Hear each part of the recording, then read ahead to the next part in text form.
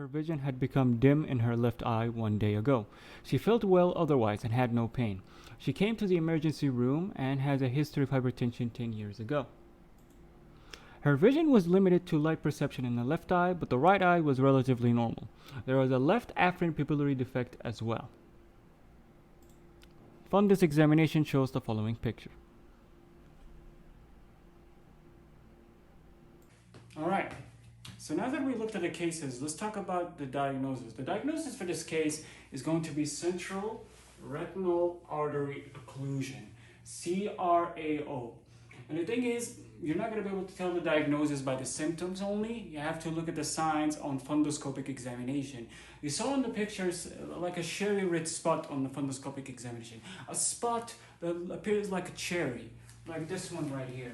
And this one is pathognomonic central retinal artery occlusion. So let's talk about why the diagnosis is central retinal artery occlusion. The name means you have an occlusion in one of the arteries that is supplying the retina, or let's say the optic nerve, okay? And of course, whenever you have an occlusion in an artery, it will lead to what? Ischemia.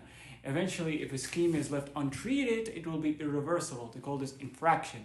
And of course, when you have infraction, typically before that, you tend to have edema, you tend to have hemorrhage, and these typically occur due to ischemia that at first leads to necrosis and inflammation, especially to the affected tissue, this being the retina.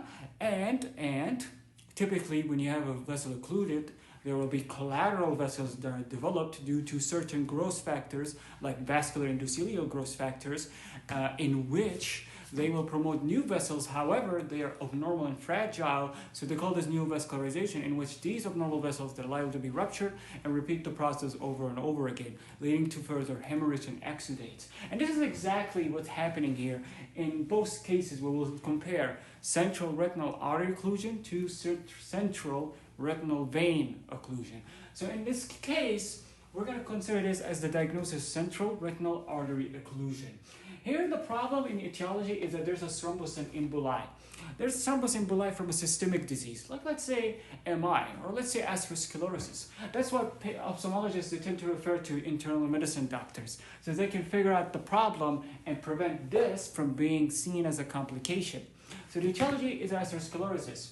But when we look at central retinal vein occlusion, the etiology is unknown, but it is associated with conditions the same as artery, like diabetes, like hypertension, atherosclerosis, but the etiology is relatively unknown. And then when we look at the symptoms, why we think of this as the diagnosis. The symptoms is that the patient will come to you with sudden loss of vision, or they call it in the case visual acuity, or my visual acuity in OD, meaning my right eye is low, or the OS, meaning my left eye is low, okay? And it's painless, he didn't complain of any pain, and it's sudden. So he has this, and he has afferent pupillary defect. His pupils don't respond his pupils don't constrict in response to light.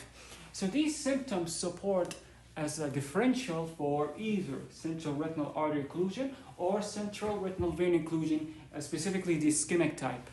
The thing is, I can't distinguish between the two in symptoms. That's why I refer to an ophthalmologist, and the ophthalmologist here, he will look at all the differential diagnoses, not just these two. He will look at vitreous hemorrhage as a possible differential diagnosis. He will look at retinal detachment as a differential diagnosis. Detachment meaning the retina, the pigment epithelium of the retina being separated from its neural layer.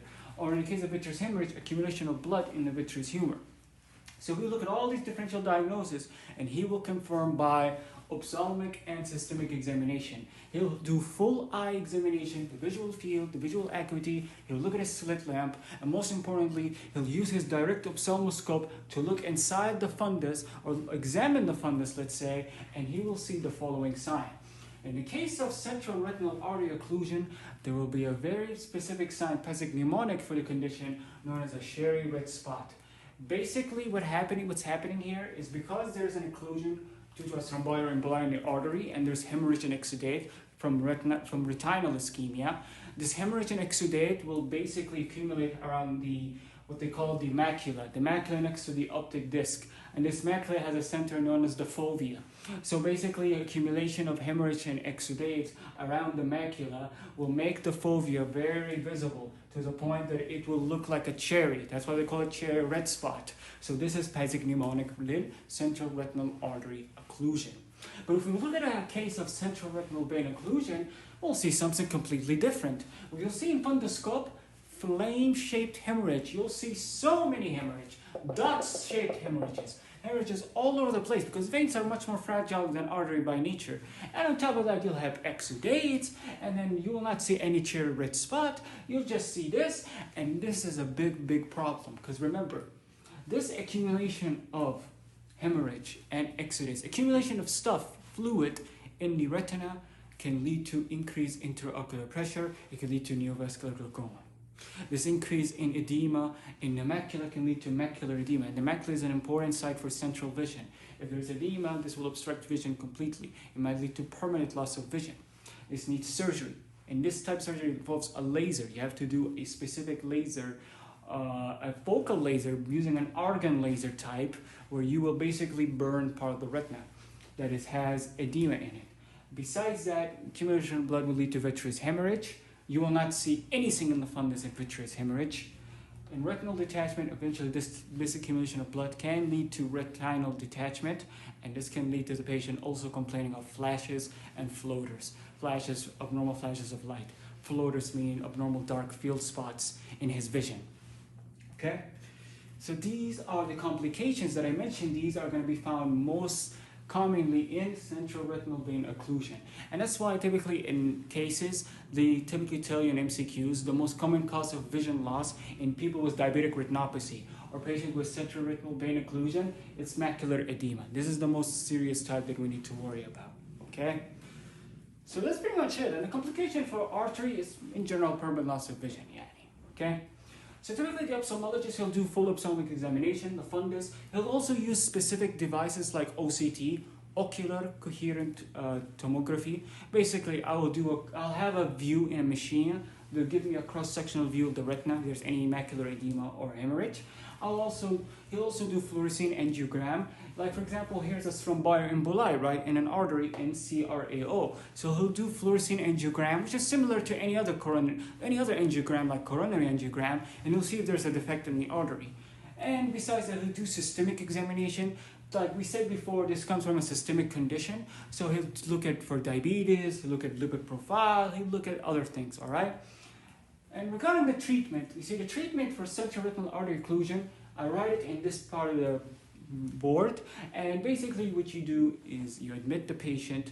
The ophthalmologist will aim to lower the intraocular pressure and restore the blood flow to the retina. So he might use a series of things, especially if the patient came 1 to 4 hours. If the patient came more than 4 hours to the hospital, the ischemia that's in the retina might be irreversible. So this doctor, eye doctor, he can basically give the patient vasodilators to open up the vessels. He can give him fibrolytic enzymes like urokinase if the patient came early to break down an emboli. He can also give the patient oxygen therapy, and he can also attempt to lower the intraocular pressure by giving him a medication like diamox, acetazolamide, or do surgery paracentesis and drain the aqueous humor directly, or maybe eye massage if you want. Okay, so these are treatments you will do in central retinal artery occlusion. But in the case of central retinal vein occlusion, the treatment is more so directed towards the complications. If you have a case of retinal detachment or vitreous hemorrhage as a complication of central retinal vein occlusion, you have to do surgery. You have to do surgery like vitrectomy, تسحب الفيتريس humor. بعدين تعمل لو تحتاج intravitreal injection. You inject inside the vitreous humor basically steroids or anti-VEGF, anti-vascular endothelial growth factors عشان يمنع تكوين new abnormal blood vessels. You can also do argon laser, again laser, especially they call it pan-retinal. You do a laser where you burn part of the retina that has edema in it to save the central vision as much as possible.